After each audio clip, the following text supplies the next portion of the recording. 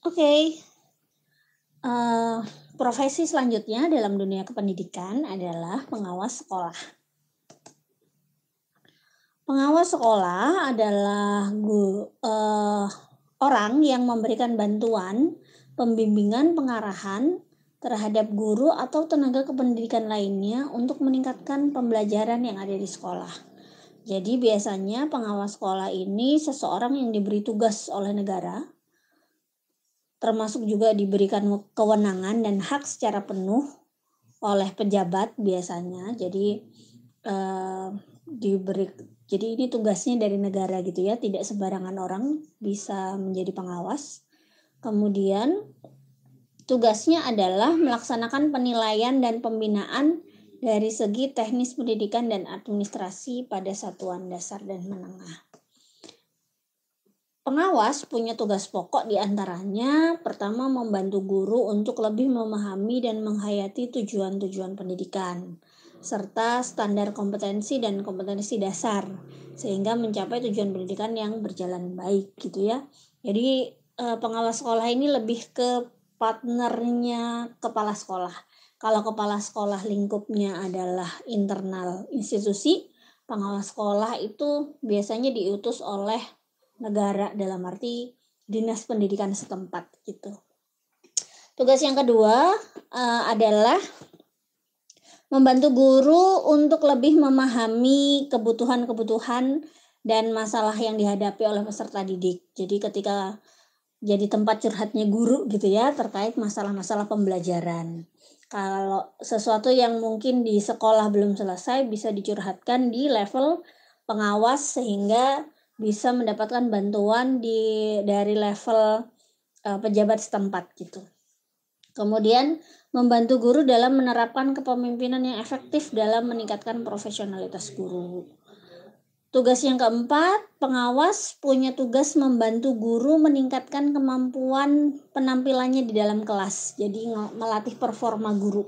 Kalau ada guru yang belum memahami metode pembelajaran misalnya, itu bisa dilatih oleh pengawas ya.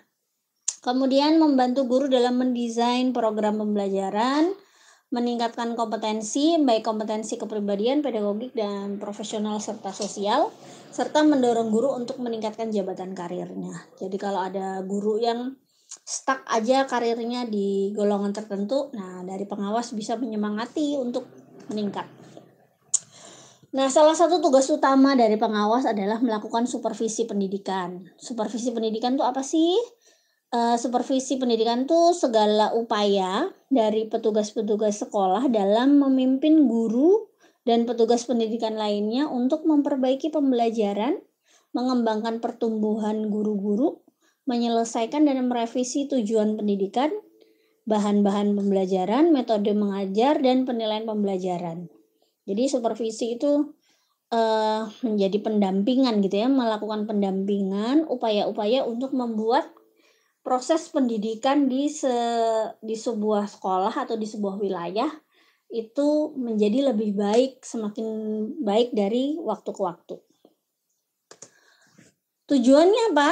Ada kurang lebih 3 tujuan dari diadakannya supervisi. Yang pertama, pengawasan profesi pendidik dan tenaga pendidikan. Jadi, kalau tadi kita tahu yang namanya profesi kependidikan itu kan salah satunya memiliki kode etik. Nah, pengawas inilah yang bertugas untuk menjaga agar kode etik ini senantiasa dilaksanakan. Kalau ada pelanggaran, yang menindak itu juga pengawas gitu ya. Kemudian pengembangan profesional. Jadi adanya supervisi pendidikan ini tujuannya adalah untuk mengembangkan profesionalitas para orang-orang yang berada dalam dunia pendidikan. Kemudian yang terakhir, meningkatkan motivasi guru. Dengan adanya supervisi nih, kalau misalnya guru itu senantiasa ditanya gitu ya, apa kesulitannya, apa yang bisa dibantu, maka dengan sendirinya guru akan termotivasi untuk mengembangkan diri. Wah, aku ini ada yang ngejagain, ada yang sangat mengharapkan aku menjadi guru yang baik gitu ya. Sehingga kemudian terpacu guru untuk berkembang.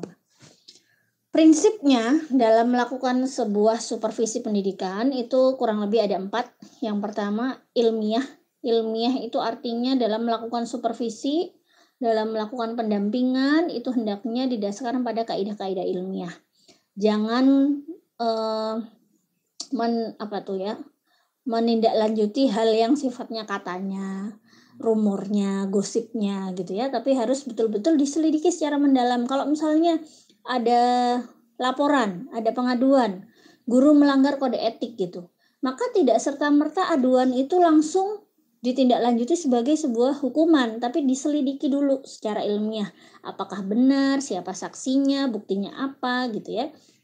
Kemudian yang kedua, supervisi pendidikan hendaknya dijalankan dengan cara yang demokratis. Demokratis artinya melibatkan peran serta seluruh warga sekolah gitu ya, warga institusi untuk memajukan sekolah ini gimana caranya gitu. Jadi jangan hanya satu arah gitu ya, hanya mentang-mentang pengawas kewajibannya melakukan supervisi terus main nyuruh gitu ya, nyuruh aja. Pokoknya sekolah itu harus gini, kepala sekolah harus begini, guru harus begini, nggak begitu. Tapi hendaknya dalam melakukan supervisi itu karena yang tahu banget, tahu betul dengan siswanya itu seperti apa itu adalah orang-orang di sekolah, maka dalam proses supervisi pendidikan, pengawas hendaknya lebih banyak mendengar, banyak melibatkan anggota sekolah gitu. Sebagai contoh misalnya ketika ada sebuah sekolah yang menerapkan hukuman fisik gitu ya, tapi yang tidak menyakiti kepada siswanya. Tidak langsung serta-merta menyalahkan ketika ada seorang guru yang menghukum secara fisik, misalnya nyuruh anak muridnya push up atau nyuruh anak muridnya hormat bendera di tengah lapangan misalnya gitu ya. Tidak serta-merta menyalahkan guru, tapi menggali pendapat semua pihak. Bagaimana ini sebaiknya, kenapa itu bisa terjadi gitu. Karena bisa jadi guru terpaksa harus melakukan itu karena begitu parahnya kelakuan siswa harus didisiplinkan misalnya ya. Kemudian yang ketiga, prinsipnya dalam melakukan supervisi pendidikan ini adalah menggunakan prinsip kerjasama.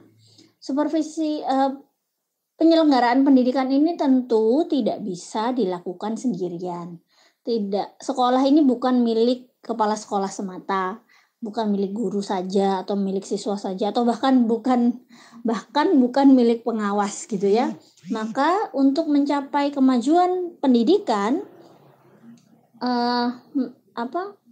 proses penyelenggaraan pendidikan ini harus didukung bersama-sama, melibatkan kerja sama berbagai pihak gitu ya.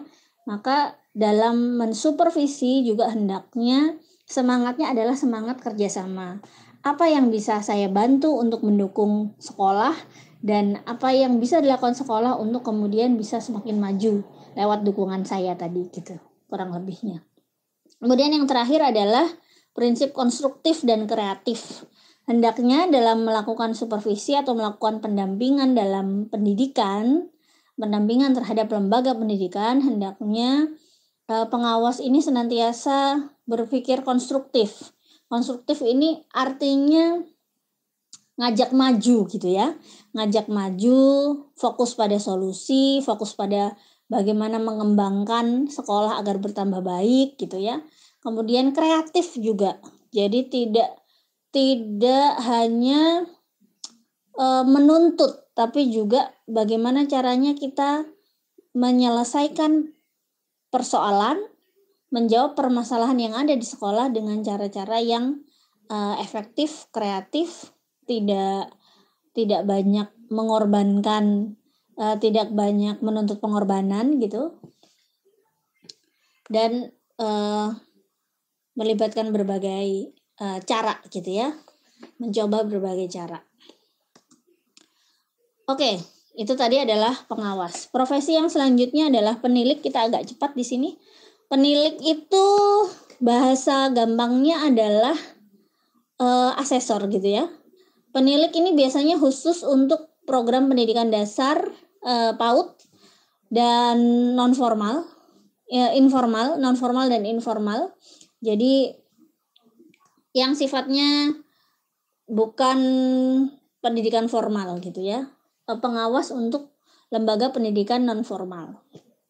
Kemudian ada juga konselor. Konselor di sekolah biasanya bertugas untuk menyusun program bimbingan, melaksanakan program bimbingan, mengevaluasi program bimbingan, kemudian menganalisa hasil pelaksanaan bimbingan dan tindak lanjut. Jadi bidang konselor ini adalah bidang psikolog sekolah, gampangannya begitu.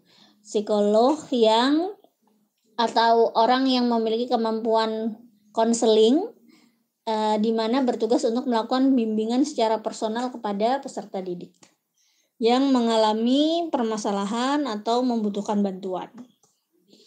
Selain guru, kepala sekolah, pengawas, penilik, dan ini konselor ya, ada juga tenaga kependidikan lain di sekolah yang biasanya kita temui, yaitu pustakawan. Pustakawan ini orang yang memiliki kompetensi khusus melalui pendidikan dan pelatihan kepustakawanan, serta mempunyai tugas dan tanggung jawab pelaksanaan pengelolaan dan pelayanan. Tugasnya apa? Mengelola apa dan melayani apa? Yang pasti pelayanan terhadap kebutuhan kepustakawanan, kemudian pengorganisasian dan pendayagunaan koleksi bahan pustaka, sumber informasi, pemasyarakatan perpustakaan, dan dokumentasi serta informasi. Jadi pustakawan ini sumber informasi sekolah ya. Sebenarnya tidak hanya sebatas perpustakaan saja, sumber informasi apapun dalam bentuk apapun juga. Itu yang mengorganisir, yang mengelola adalah pustakawan. Sehingga karena ada ilmunya, maka pustakawan ini termasuk profesi khusus gitu ya. Bahkan untuk menjadi seorang pustakawan profesional harus menempuh pendidikan kepustakawanan. Yang profesi berikutnya adalah laboran. Laboran ini biasanya adalah non-guru. Tugasnya membantu guru melaksanakan kegiatan praktikum di sekolah. Ini pasti teman-teman semua sudah sering menemukan, khususnya di laboratorium IPA ya, yang pasti ada laborannya. Tapi tidak semua, hampir setiap laboratorium hendaknya memiliki laboran, karena laboran ini yang bertanggung jawab mengelola laboratorium, kemudian membantu guru dalam proses praktikum gitu. Kemudian yang berikutnya adalah tenaga administrasi. Tenaga administrasi itu TU bahasa umumnya gitu ya, atau tendik, tenaga kependidikan. Biasanya ini kalau tenaga administrasi ada 2 jabatannya, kalau bukan kepala tenaga administrasi sisanya adalah pelaksana gitu ya. Yang terakhir adalah dosen. Nah, dosennya adalah salah satu profesi dalam dunia pendidikan yang mirip sama dengan guru, tapi dia bertugas di lembaga pendidikan tinggi ya. Tugasnya ada 3. Berfungsi sebagai agen pembelajaran, pengembang ilmu pengetahuan, kemudian dan pengabdi masyarakat. Kemudian dosen punya kedudukan sebagai tenaga profesional pada jenjang perguruan tinggi, berkedudukan sebagai pejabat fungsional. Pejabat fungsional artinya jenjang karirnya didasarkan pada prestasi gitu ya. Kemudian tugas utamanya di perguruan tinggi. Nah, itu dia adalah macam-macam profesi yang ada di dunia pendidikan. Kamu mau jadi apa? Saya serahkan pilihannya kepada Anda semuanya.